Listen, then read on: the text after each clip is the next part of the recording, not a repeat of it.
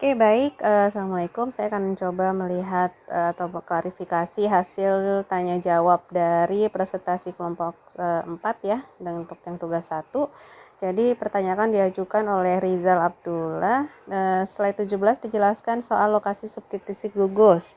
Kenapa lingkaran biru lebih mudah substitusi oleh OH dan hijau, sedangkan yang merah sering mengalami karboksilasi gitu. Nah, ini sebetulnya kaitannya nanti dengan kimia apa ya? Sebetulnya kaitannya itu dengan energi ya, kemudahan si gugus untuk menempel di substitusi ini gitu. Nah, yang paling mudah menempel itu adalah occurrence-nya itu terjadinya memang hidroksilasi ya, di posisi sini, sini, sini, sini. Yang hijau itu ya bisa juga, kemudian gula juga bisa nempel di sini gitu ya. Nah, kemudian kalau untuk yang karboksilasi itu memang biasanya di sini. Gitu ya. Kalau di sini sudah dijawab ya, lingkaran biru lokasi yang paling sering hidroksilasi, hijau glikosilasi, kemudian merah itu karboksilasi. Nah, kemudian di sini dijawabnya pola substitusi yang berbeda, hasil modifikasi struktur dasar flavonoid. Oke. Nah, gugus hidroksil akan menempel pada cincin A maupun cincin B. Dan bisa juga termetilasi atau terglikosilasi. Gitu. Ada juga gugus aril. Nah, jadi beda-beda. Ya, disebabkan karena tahap biosintesis flavonoid yang beragam. Oke, betul ya. Jadi memang tergantung dari biosintesisnya dia nempel karena reaksi apa gitu di proses biosintesisnya. Oke, ini juga lebih spesifik ke substitusi elektrofilik ya. Jadi lebih berkaitan dengan energi ya, ke tingkat energi yang lebih mudah siapa yang bisa menempel di backbone dari si flavonoidnya. Oke, apakah semua golongan flavonoid punya bioaktivitas untuk menekan sel kanker? Jika hanya golongan tertentu, bolehkah sebutkan golongan flavonoidnya? Oke, sudah dijawab dengan baik ya, ada genistein, naringenin, dan kaempferol. Nah, ini pun mekanismenya berbeda gitu. Mostly flavonoid itu fungsinya antioksidan. Ada juga beberapa yang punya kemampuan antimikroba.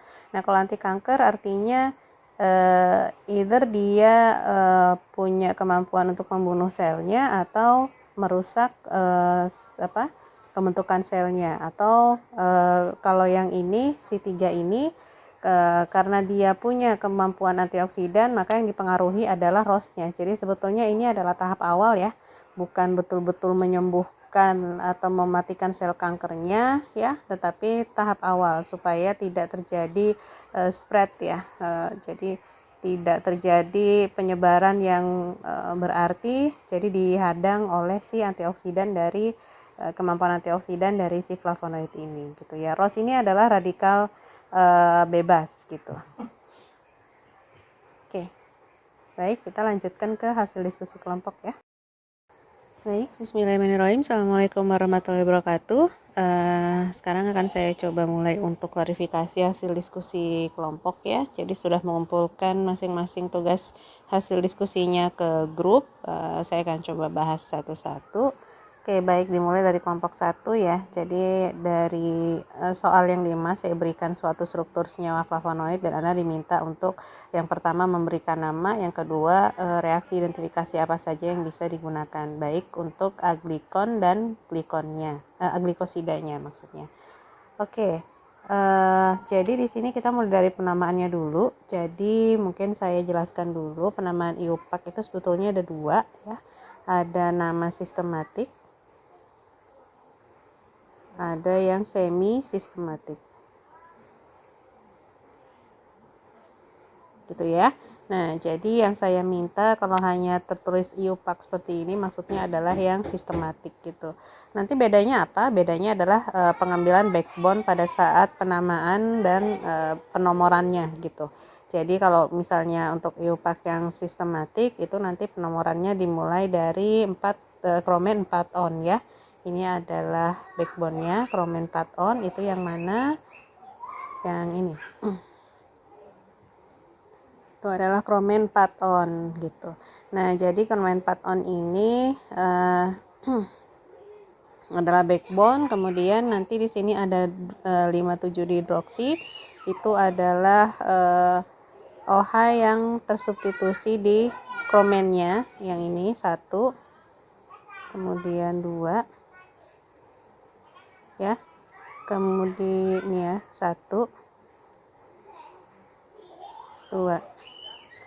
Nah kemudian 2 4 hidroksifenil. Nah ini adalah nama ini fenilnya gitu. Oh maaf sebentar, yang ini gitu ya. Nah dari posisi 2 ini itu ada hidroksifenil ya. Jadi dari posisi kromen di posisi 2 ada fenil di sini dengan substitusi 4 ya, jadi penulisannya 2 4 hidroksifenil gitu. Kemudian selanjutnya yang 6 ini itu adalah gulanya ya. Nah dari sini adalah gulanya, tapi nanti di ujian tidak sesulit ini ya. Jadi nanti saya akan berikan nama gulanya apa, di sini Anda tinggal menambahkan dan menomorinya saja sesuai dengan penomoran IUPAC-nya seperti itu. Oke, sudah betul. Nah kemudian aglikonnya 574 aksen hidroksiflavon, betul ya, tapi ini sebetulnya yang saya minta untuk semi sistematisnya nanti untuk di kelompok selanjutnya ya. Ini juga boleh. Oke, nah untuk reaksinya natrium borohidrida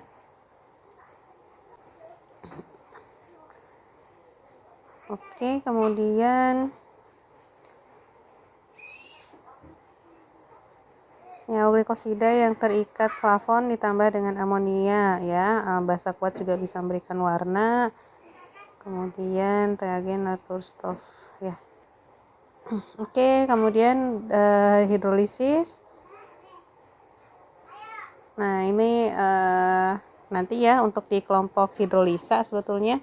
Jadi kalau untuk kompetensinya nanti di kelompok yang hidrolisis sebetulnya, tapi ya di sini karena ikatannya C glikosida itu tidak bisa dihidrolisis dengan asam. Di sini C kan ya, nih ikatannya C ya, jembatannya C bukan O. Oke, baik.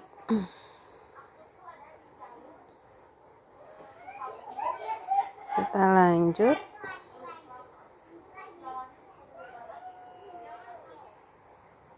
Oke, kemudian jawaban yang kelompok 2. Oke, jadi di sini apigenin 6C glukosida itu betul. Jadi yang struktur tadi itu adalah apigeninnya. Kemudian 6C glikosidanya adalah gula yang menempel pada posisi 6 dengan ikatan C gitu ya. Kemudian nama glikonnya adalah apigenin gitu. Nah, ujinya Anda menyebutkan sinoda dan natrium borohidrat. Nah, yang saya minta sebetulnya untuk kelompok 2 ya boleh sih apigenin, tapi kalau misalnya ternyata Anda nggak hafal nama senyawa glikonnya ya Anda tidak harus menuliskannya seperti ini, tapi bisa juga sesuai dengan penggolongannya ya. Coba kita balik. Sorry, yang ini ya. Nah, jadi kalau misalnya menurut penggolongannya, kalau tadi backbone-nya IUPAC itu adalah kromen 4 on, kalau untuk yang penggolongannya itu berarti pakai yang ini ya. Ini adalah backbone-nya yaitu flavon, kemudian baru Anda tentukan substitusi hidroksi yang menempel dan gulanya gitu. Jadi kalau misalnya seperti ini, jadi boleh dituliskan hidroksinya dulu, boleh dituliskan gulanya dulu. Jadi kalau ini berarti ini 4 aksen ya. Ini posisinya di 4 aksen, 1 2 3 4 aksen. Kemudian 5 ya, ini 5. Kemudian 7 tri hidroksi. Kemudian ada posisi 6, ada gula 6 dengan ikatan C. Ya, gulanya apa? Glukosa.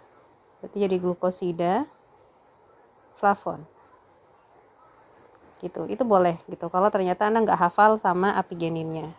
Gitu. Jadi nanti apigenin kemudian ditambah dengan ikatan gulanya, kemudian backbone-nya kemudian ikatan gulanya gitu ya. Oke. Kelompok 2 sudah, sekarang kelompok 3. Oke. Jadi backbone-nya ini.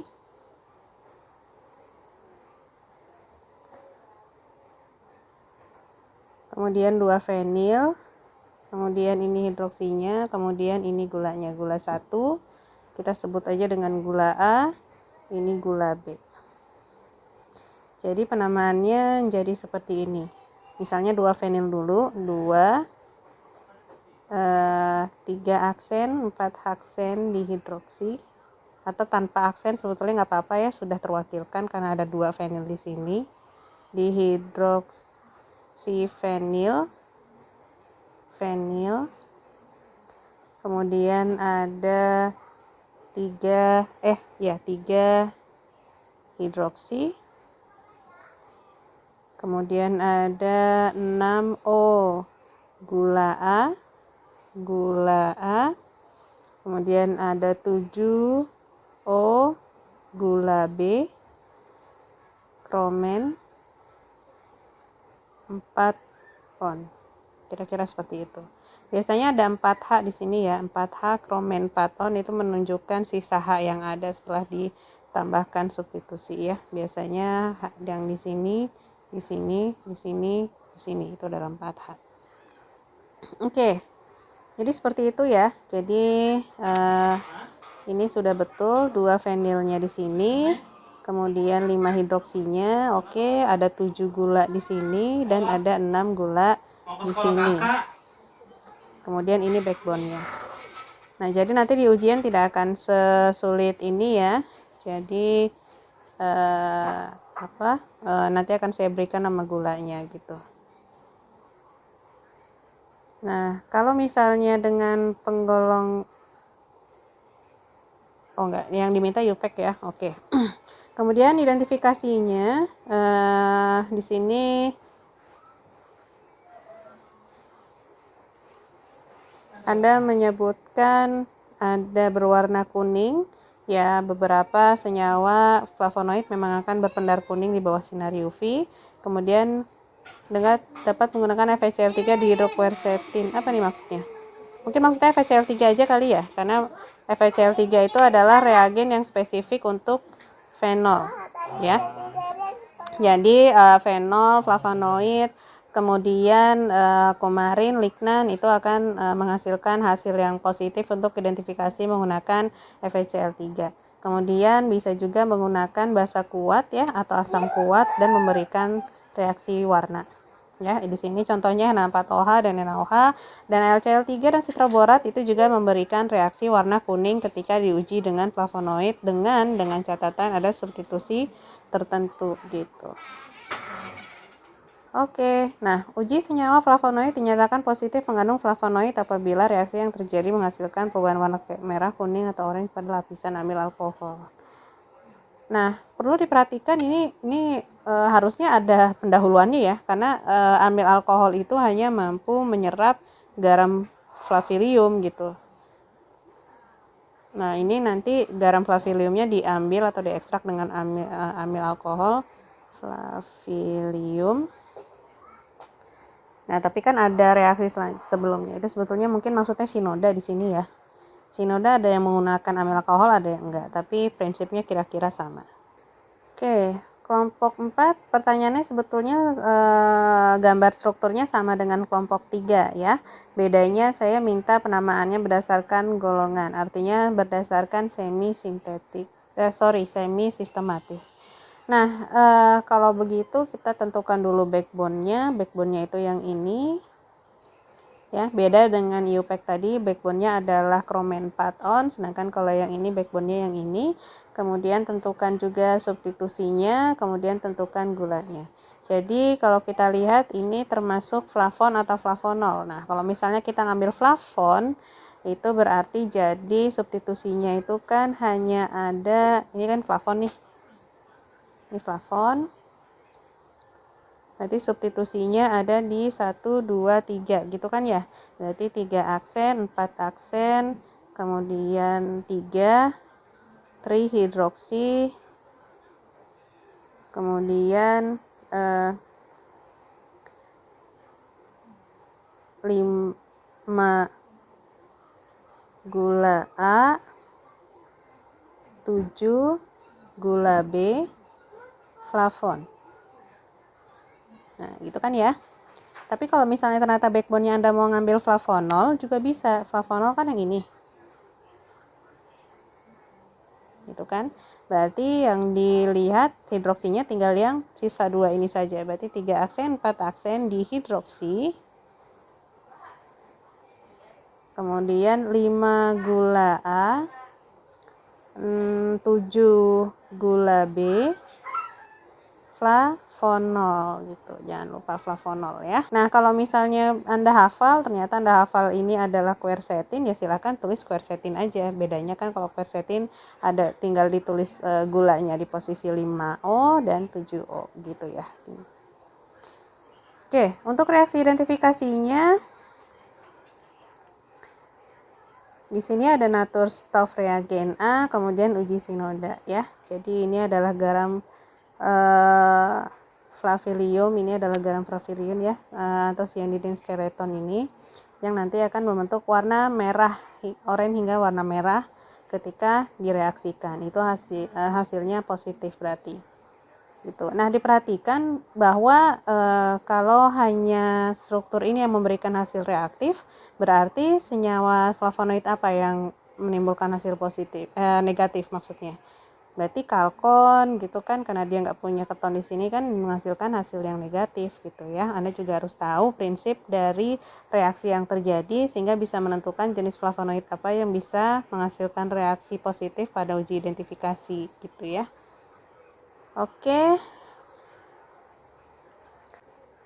Oke, ini kelompok 5.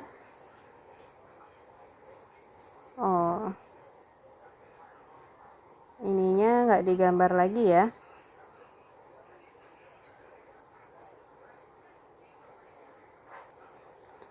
Oke, ini adalah strukturnya. Jadi kira-kira penamaan iopaknya bagaimana? Kita tentukan dulu struktur backbone-nya kan ya. Ini. Kemudian 2 fenilnya, kemudian sisa hidroksinya, kemudian gulanya gitu ya. Nah, jadi kalau seperti ini berarti penamaannya adalah 2 ini 4 ya, 4 hidroksi fenil, kemudian posisi 7 ada OH, 7 hidroksi, kemudian posisi 5 ada gula, 5 gula, kromen, 4 on gitu ya. Gitu. Oke, kemudian kalau untuk yang semi sistematisnya atau penggolongannya itu bisa dilakukan penentuan backbone-nya dulu. Oke, yang ini berarti flavon kan ya. Nah, kemudian tentukan substitusi OH-nya. Jadi di sini ada 4 aksen dan 7 dihidroksi. Kemudian ini posisi 5O gula, flavon gitu. Itu menurut semi sistematisnya. Oke, gitu ya. Kita kembali lagi ke jawaban identifikasinya. Nah, di sini pakai NaBeH4 ya. Kemudian FeCl3. Anda juga bisa menambahkan di sini uji sinode, kemudian menambahkan juga AlCl3 dan asam borat itu bisa. Kemudian yang kelompok 6 ya, di sini ada apigenin 5O beta D rutinosa. Saya tidak mewajibkan nanti untuk penamaan, Anda tahu ininya ya, tahu konformasinya ya, beta Anda tidak perlu tahu ininya. Tapi seenggaknya Anda tahu ikatan gulanya berada di posisi mana dari si flavonoid itu. Kemudian selanjutnya uji aglikon, karena apigenin itu flavon jadi pakai uji natrium borohidra atau dalam asam klorida. Oke, bisa. Kemudian UV menghasilkan warna kuning pucat. Ditambahkan juga ya ada AlCl3 dan sinoda yang bisa memberikan hasil reaktif gitu.